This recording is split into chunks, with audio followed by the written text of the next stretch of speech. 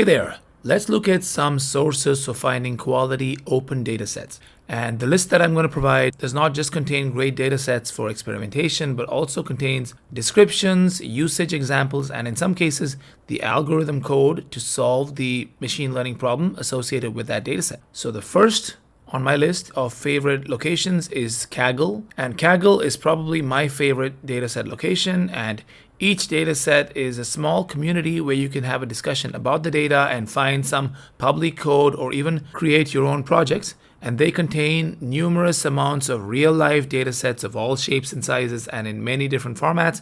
So if you haven't already, I do encourage you to check it out. The second source is Amazon Datasets, and this source contains many datasets in different fields such as public transport and ecological resources and satellite images.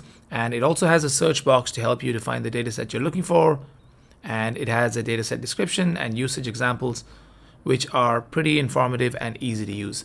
And all the datasets are stored in Amazon's resources such as Amazon S3. And so if you're using AWS for machine learning experimentation and development, that'll be handy as the transfer of the database will be really quick because it is local to the AWS network. All right, moving on to the third resource. This is the UCI Machine Learning Repository. And by the way, attached to this lecture is a document that will have links that you need to access all these resources, so do check that out also. So the UCI Machine Learning Repository is another great repo of hundreds of data sets from the University of California School of Information and Computer Science, and it classifies the data sets by the type of machine learning problems, and you can find time series data sets and classification and regression or recommendation systems. And some of the data sets are already cleaned and ready to be used. All right, number 4 is Google's datasets search engine.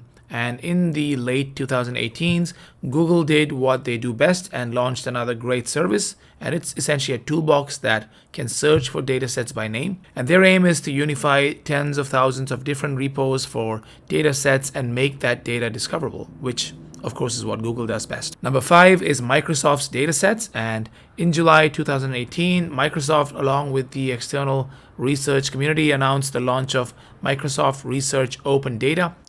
And this contains a data repo in the cloud dedicated to facilitating collaboration across the global research community. And it offers a bunch of curated data sets that were used in published research studies. All right, on to number 6, Awesome Public Datasets Collection. And this is a great source of datasets also organized by topics such as biology, economics, and education. And most of the data sets listed here are free, but you should always check the licensing requirements before using any data set because some of them might have restrictions. And number 7 are the government data sets that are available. It's pretty easy to find government-related data sets because many countries have shared a variety of data sets to the public as an exercise of transparency. And some examples are the EU Open Data, which is the European government data sets, and US Gov Data, and New Zealand's government data set, and the Indian government's data set, and others such as the Northern Ireland public data set. So links to those are included in the document that I mentioned before. So check that out after this lecture. Number 8 is the computer vision dataset. So if you are working on image processing, computer vision, or deep learning, then this should be your source of data for experiments.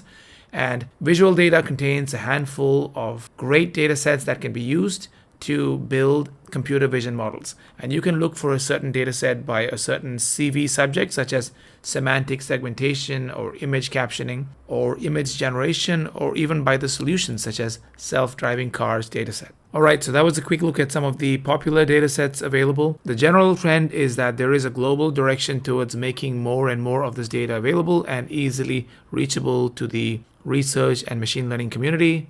And while there always will be proprietary data that companies retain to maintain a competitive edge, this growing pool of open data and the communities around it will continue to expand and make the data easily accessible so that the crowdsource and the computer science community can continue to innovate fast and bring more solutions to life. All right, in our next lesson, we will address the question of how much data do I really need to get a meaningful result from my model. I'll see you soon.